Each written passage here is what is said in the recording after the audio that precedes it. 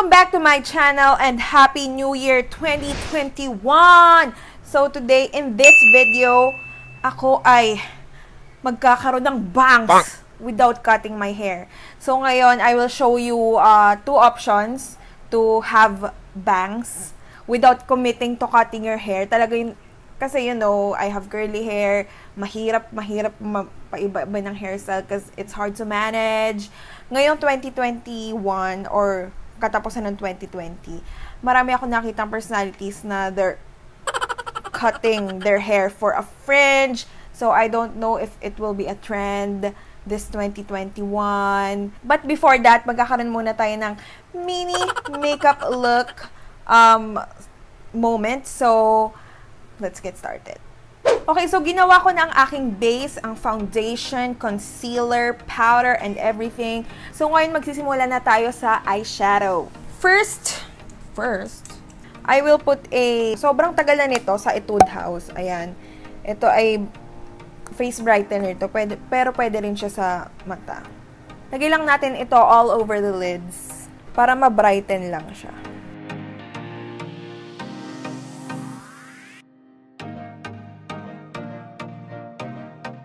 Next, I'm gonna use this Perfect Diary Collector Eyeshadow in the shade V07. This is not sponsored. This is a gift na ako pumili sa Shopee. Pinabili ko. So, ayan. This is a matte, parang reddish brown, more on the red side eyeshadow. I will put it on the outer part lang. And then, blend ko lang ng soft.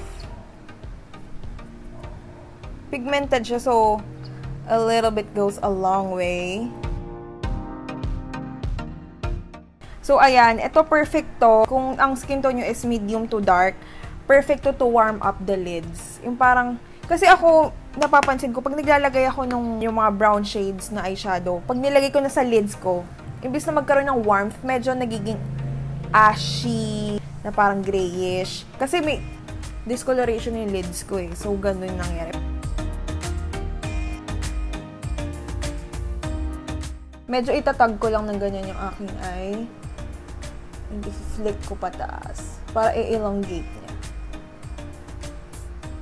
With the same shade, lalagyan ko ang ating lower lash line. Ayan, sa outer parts lang. Now, with the warm dark brown, kukuha lang tayo niyan sa isang maliit na eyeshadow brush. Lalagay lang natin yan sa outer parts. Itap mo lang ganyan. Yung V-shape dyan. Then, kung ano man yan natira sa brush, yun yung i-flick mo.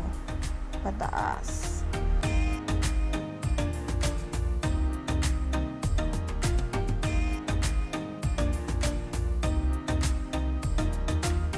Ayan, di ba? Parang nag-elongate ng konti. With the same dark brown shade, lagyan din natin ang ating inner parts ng mata. As in, sa ano lang, close to the lash line. Ako naman ay kukuha ng isang ashy shade. Sobrang konti lang. Same spot nung ginawa nating brown.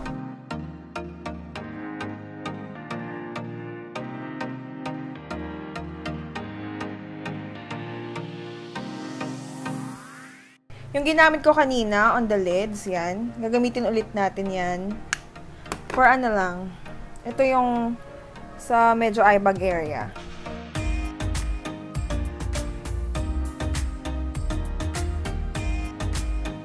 Next, tayo ay mag-eyeliner na. Itong gel liner. Vice Cosmetics with Ann Klutz collaboration in black.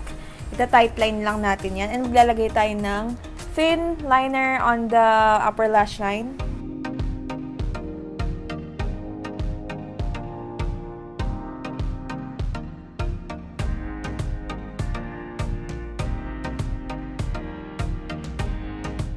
So, ayan. Tapos na ang ating eyeshadow. Look, yun lang. Magkakabit na ako ng eyelashes and yes.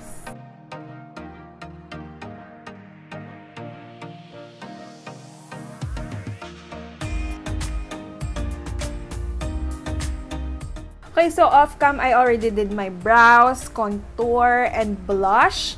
Ngayon, ang pinaka-last step sa ating makeup is lipstick. So, meron ako dito itong L'Oreal, of course. Lagi naman, L'Oreal lipstick in the shade Divine Mocha. So, lalagay ko lang yan all over the lids as a base color. Idadab ko lang. Wow, I love it. In the middle part, ito gagamitin ko tong Ultra Matte Lippy ng Happy Skin in the shade Moxie.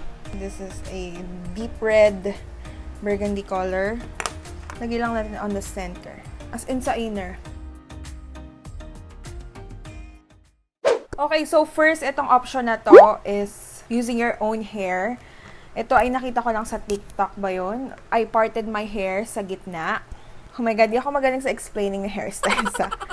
Kukuha ako ng konting part on this side. Kukuha din ako ng onting part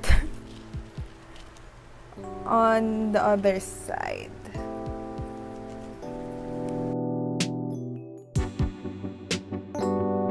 Atin itong susuklayin.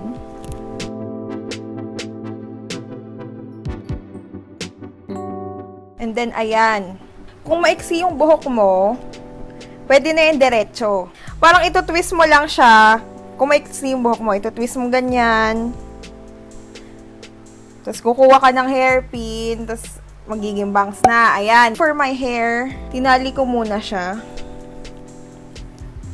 ng Sanrio para mas madaling i-manage.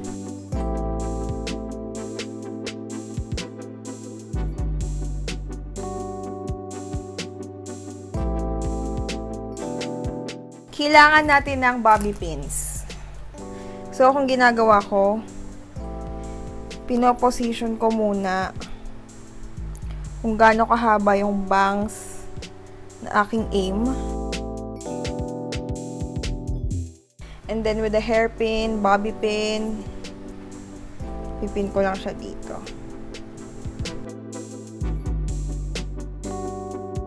Maraming hairpin ang kailangan ko kasi napakakapal ng buhok ko.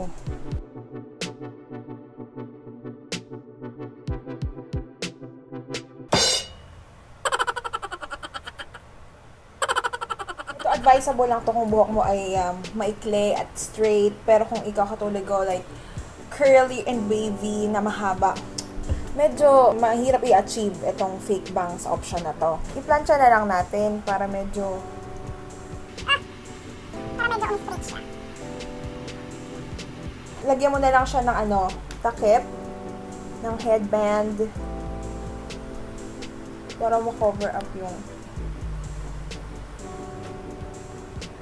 mas kakapalan pa to dapat. Ayan, pa. Ano to? Ano to? Diba? Pag basta makapal yan, basta nakikita nyo na, imagine nyo na ang, hindi lang natin pakita yung taas and gilid. Basta, na-visualize nyo naman. Something like that. Mukha kong ganap na K-pop girl.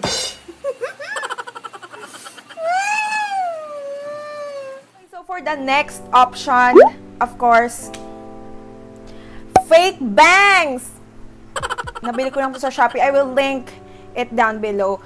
Sobrang, I'm so amazed nung nabili ko to and nilagay ko. Kasi sobrang, parang totoo na bangs. At it fits well with my face and everything. Ito sa shop nila, meron tong iba't ibang style. Etong style na nakuha ko, ayan. Yung meron siyang pa mas mahaba sa gilid to frame your face. Obviously, di ba mahaba siya? So, ang kailangan mong gawin is you have to trim it.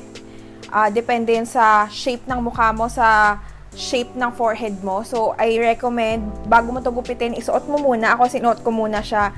And then, tsaka ko tinansya yung length. And also, gumamit rin na rin ako ng thinning shears para hindi siya ganun kakapal. Dalawa yung binili ko kasi malay mo, di ba? Mag-fail ako doon sa isa at may backup tayo.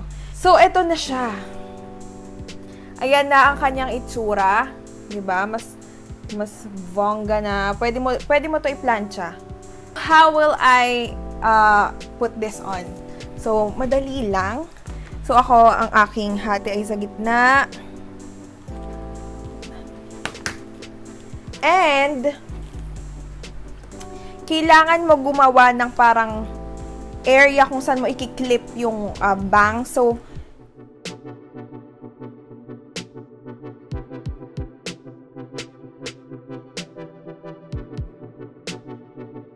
ayan, no, kailangan mo mag-create ng area dyan para i-clip on mo yung bangs. So, after kong hatiin yung hair, gagawin ko is ikaklam ko siya eh. So, ito nabili ko rin sa Shopee. So cute.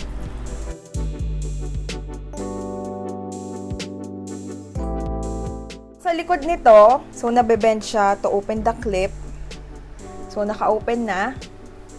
And then, I will attach it to my hair.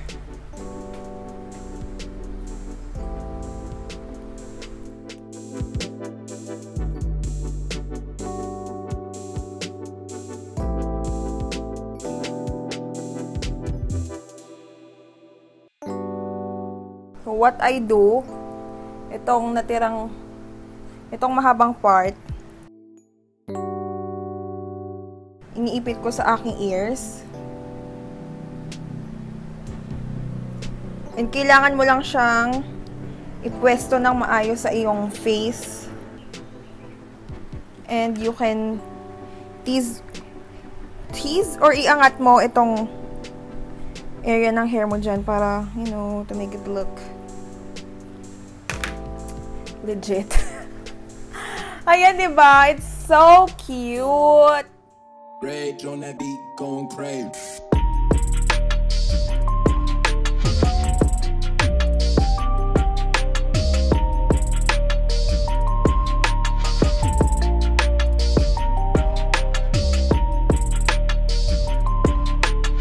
Ayun nga, if you don't want to commit of cutting your real hair, gusto mo lang, you know, to change up your look a bit, pwede nyo bilhin tong clip-on bangs na aking ni-recommend. This is not sponsored. Talagang, diba? Parang totoo. Natural hair yung color na tawag dito.